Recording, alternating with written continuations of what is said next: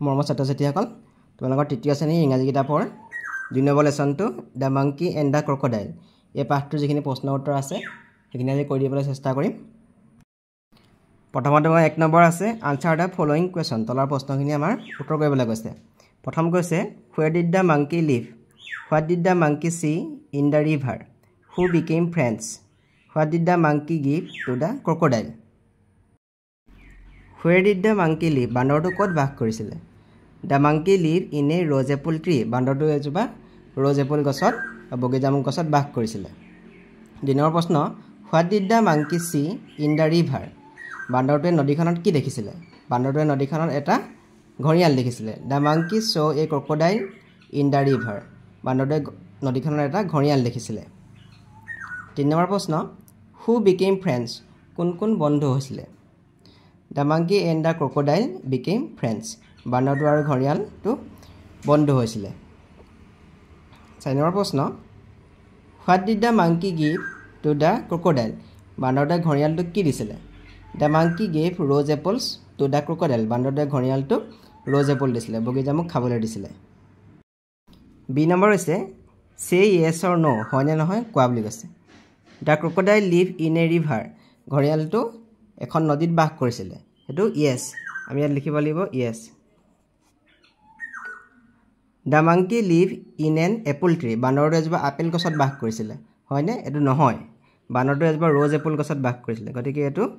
Apple গছত বাস কৰা নাই, গতিকে এইটো ন'। দ্য মাংকি ৱাজ হাংৰি, বান্দৰটোৰ বহুত ভোক লাগিছিলে, সেইটো ন', বান্দৰটো ভোক লগা নাছিলে, যিহেতু সি ৰ'জ এপল গছতে আছিলে, গতিকে সেইটো বান্দৰটো ভোক লগা নাছিলে, ক্ৰকডাইলটো ভোক লাগিছিলে। দ্য ৰ'জ এপলছ ৱেৰ চুইট, ৰ'জ এপলবোৰ বগী জামুকবোৰ মিঠা আছিলে, সেইটো হয়, গতিকে আমি ইয়াত লিখিব লাগিব yes. The monkey wanted to taste the heart of the crocodile, বান্দৰটোৱে ঘঁৰিয়ালটোৰ কলিজাখন সোৱাদ ল'ব বিচাৰিছিলে, বান্দৰটোৱে বিচৰা নাছিলে, ঘঁৰিয়ালটোৱে বিচাৰিছিলে, গতিকে এইটো হ'ব আমাৰ ন'। তাৰপিছত দিছে আমাক ২ নম্বৰ প্ৰশ্ন you have found word sweet in the story, তুমি সাধুটোত চুইট শব্দটো পাইছা, চুইট মানে হ'ল মিঠা। The word sweet is use to describe the taste of rose apples, sweet শব্দটোৱে বগী জামুকবোৰ যে মিঠা সেই শব্দটো প্ৰকাশ কৰিছে, বৰ্ণনা কৰিছে মানে। নাও choose words from the box which describe test, এই তলত যিকেইটামান শব্দ লিখা আছে এইখিনিয়ে কোনখিনিয়ে শব্দই টেষ্ট বুজায়, সোৱাদৰ লগত জড়িত আছে। Write down the words one is done for you, এটা কৰি দিছে স্পাইচি, স্পাইচি মানে হ'ল মছলাযুক্ত, এইটো মছলাযুক্ত আচাৰ থাকে বেছিভাগ, স্পাইচিটো লিখা আছে। তাৰপিছত আৰু সোৱাদযুক্ত হ'ব লাগে চ'ৰ, চ'ৰটো আমি লিখিম, চ'ৰ মানে টেঙা। তাৰপিছত দিছে, তাৰপিছত লিখিব লাগিব বিটাৰ, বিটাৰ মানে হৈ গ'ল তিতা। তাৰপিছত আমি লিখিব লাগিব চল্টি, চল্টি মানে হ'ল নিমখীয়া। এইকেইটাই আমাৰ সোৱাদটো দিছে, সোৱাদৰ লগত তুলনা কৰিছে মানে। আৰু এটা আমি লিখিব পাৰোঁ হট, HOT। ইয়াৰ পিছত দিছে ৩ নম্বৰ দিছে there are 3 characters in the story, সাধুটো 3টা চৰিত্ৰ আছে। এটা হ'ল the male crocodile, the female crocodile, মতা ঘঁৰিয়ালটো, মাইকী ঘঁৰিয়ালজনী, and the name third character, third কেৰেক্টাৰটো আমি কি লিখিব লাগিব দ্য মাংকি, থাৰ্ড কেৰেক্টাৰটো দ্য মাংকি। তাৰপিছত কৈছে বি নম্বৰটো who is your favourite character and why, কোনটো তোমাৰ আটাইতকৈ ভাল চৰিত্ৰ আৰু কিয়? আই লাভ দ্য মাংকি, মই বান্দৰটোক বেছি ভাল পাওঁ কাৰণ because he help his friend, he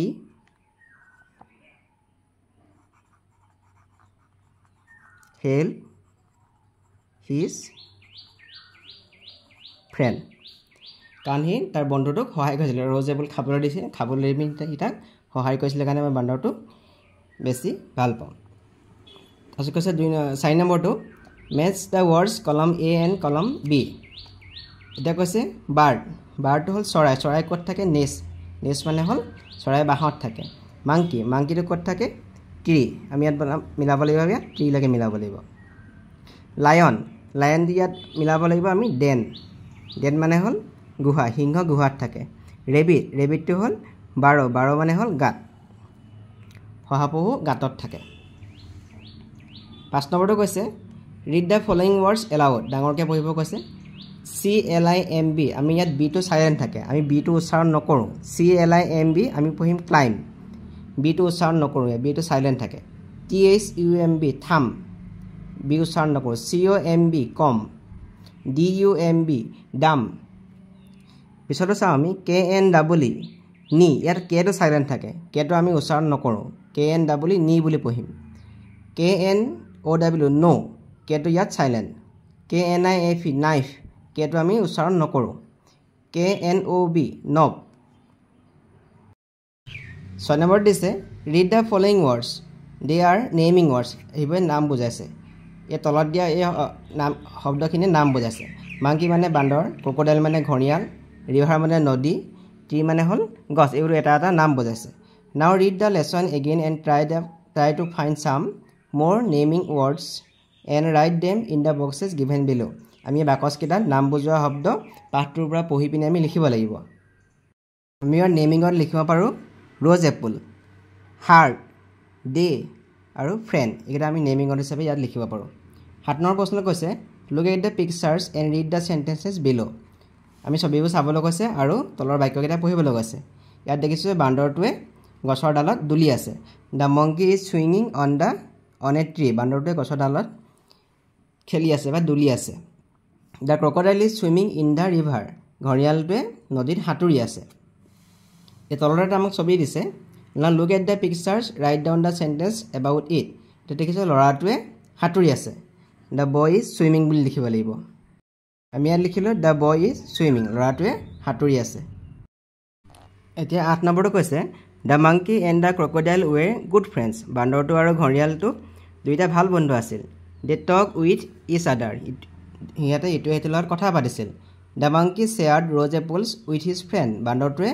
rose এপলখিনি তাৰ বন্ধু ঘৰিয়ালক দিছিল write down a few things that you do with your friend তুমি তোমাৰ বন্ধুৰ লগত কি কৰা ইয়াত লিখিবলৈ কৈছে you may use words given in the bubble one is done for you এটা তোমাক কৈ দিছে যে I like to share toys with my friend মই মোৰ বন্ধুৰ লগত মোৰ পুতলাবোৰ মই শ্বেয়াৰ কৰোঁ ভাগ বতৰা কৰোঁ তাৰপিছত দিছে প্লে দিছে ৰিড আৰু টক প্লে মানে হ'ল খেলা ৰিড মানে পঢ়া আৰু টক মই মোৰ বন্ধুৰ সৈতে খেলোঁ এতিয়া মই লিখিছোঁ প্ৰথমটোত I like to play with my friend মই মোৰ বন্ধুৰ লগত খেলিবলৈ ভাল পাওঁ I like to read with my friends মই মোৰ বন্ধুৰ লগত পঢ়িবলৈ ভাল পাওঁ I like to talk with my friends মই মোৰ বন্ধুৰ লগত কথা পাতিবলৈ মই ভাল পাওঁ তাৰপিছত 9 নম্বৰ দিছে read the questions and answer এইটো কুৱেশ্যন প্ৰথম প্ৰশ্নটো দিছে where did the monkey live বান্দৰটো ক'ত বাস কৰিছিলে তাৰ উত্তৰটো হ'ব আনচাৰ ইয়াত দিছে the monkey live in a rose apple tree বান্দৰটো এজোপা বগীজামুক গছত বাস কৰিছিলে question 2 what did the monkey give to the crocodile বান্দৰটোৱে ঘৰিয়ালটোক কি দিছিলে আনচাৰটো হ'ব the monkey gave rose apples to the crocodile বান্দৰটোৱে ঘৰিয়ালটোক ৰ'জ এপলছ খাবলৈ দিছিলে অৰ্থাৎ বগীজামুক খাবলৈ দিছিলে you can use WH words like what where when why and how to ask question প্ৰশ্ন শুনিবলৈ আমি যদি what where when why how এইবোৰ ব্যৱহাৰ কৰোঁ এইবোৰ কয় WH ৱৰ্ড বুলি কয় এতিয়া আমাক বি নম্বৰত দিছে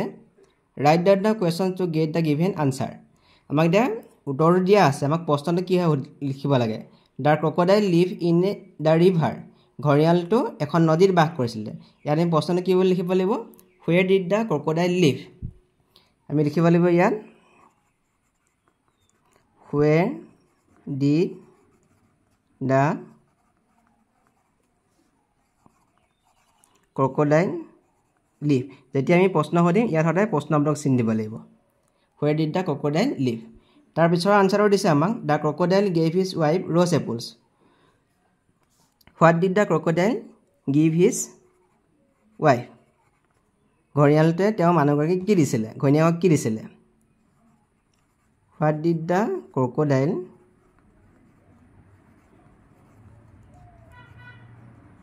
গিভ হিজ ৱাইফ ঘৰিয়ালটোৱে তেওঁ তাৰ ঘৈণীয়েকক কি দিছিলে আনসাৰটো হ'ব the crocodile gave his wife rose apples ইয়াত দিছে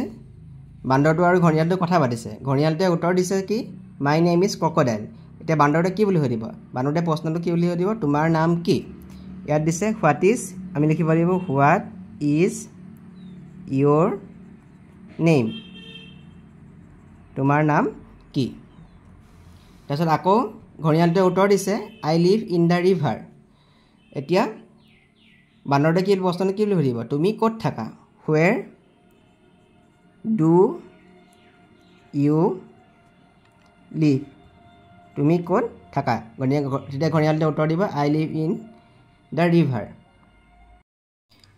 which of the following marks is use at the end of the question প্ৰশ্নটোৰ শেষত আমি কোনটো চিন ব্যৱহাৰ কৰোঁ প্ৰশ্নটোৰ শেষত চোৱা এইটো প্ৰশ্নৰ শেষত আমি এইটো চিন ব্যৱহাৰ কৰিছোঁ এইটো হ'ল প্ৰশ্নবোধক চিন কুৱেশ্যন মাৰ্ক গতিকে এইটো হ'ব আমাৰ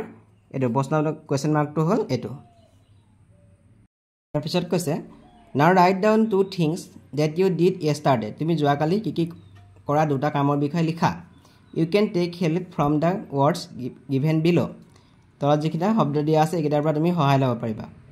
টক টু এ ফ্ৰেণ্ড বন্ধুৰ লগত কথা পাতিছিলোঁ হেল্প মাদাৰ ইন কুকিং মাক ৰন্ধাৰ কামত সহায় কৰি দিছিলোঁ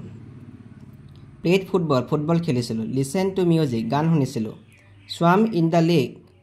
হ্ৰদত সাঁতুৰিছিলোঁ ৱেন ফৰ এ ৱাক ফুৰিবলৈ গৈছিলোঁ বা খোজকাঢ়িবলৈ গৈছিলোঁ এতিয়া ইয়াত যিকোনো দুটা ইয়াত লিখিব লাগে ইয়াৰ ভিতৰত তোমালোকে যিকোনো দুটা লিখিব পাৰা মই লিখিছোঁ আই প্লেড ফুটবল মই ফুটবল খেলিছিলোঁ কালি I help mother in cooking মই ৰন্ধাৰ কামত মাক সহায় কৰি দিছিলোঁ let's read the following sentences তলৰ বাক্যকেইটা আমাক পঢ়িবলৈ কৈছে he eats rose apple every day সি সদায় ৰ'জ এপল বগীজামুক খায় I like to eat rose apples মই বগীজামুক খাই ভাল পাওঁ we love to eat rose apples আমি বগীজামুক খাই ভাল পাওঁ she likes two eat rose এপলছ তাই বগীজামুক খাই ভাল পায় এতিয়া চাওঁ ৰিড দ্য চেণ্টেঞ্চেছ কেয়াৰফুলি আমি এই বাক্যকেইটা আমাক সাৱধানে পঢ়িবলৈ কৈছে নটিচ দ্য আণ্ডাৰলাইন ৱৰ্ডছ ইয়াত যিকেইটা আণ্ডাৰলাইন দিয়া আছে সেই শব্দকেইটা আমাক পঢ়িবলৈ কৈছে চাম words and with S while some do not have s at the end এতিয়া এই ইয়াত যিটো আণ্ডাৰলাইন দিয়া আছে EATS শেষত এছেৰে শেষ হৈছে কিন্তু এইটো চাওঁ আমি LOVE ইয়াৰ শেষত s নাই কিছুমান শব্দত s আছে কিছুমান শব্দত s নাই বুলি কৈছে now write the words that are used before the underline words এই আণ্ডাৰলাইন দিয়া শব্দকেইটা আগত কি কি আছে সেইকেইটা আমাক এই খালী ঘৰকেইটা লিখিবলৈ কৈছে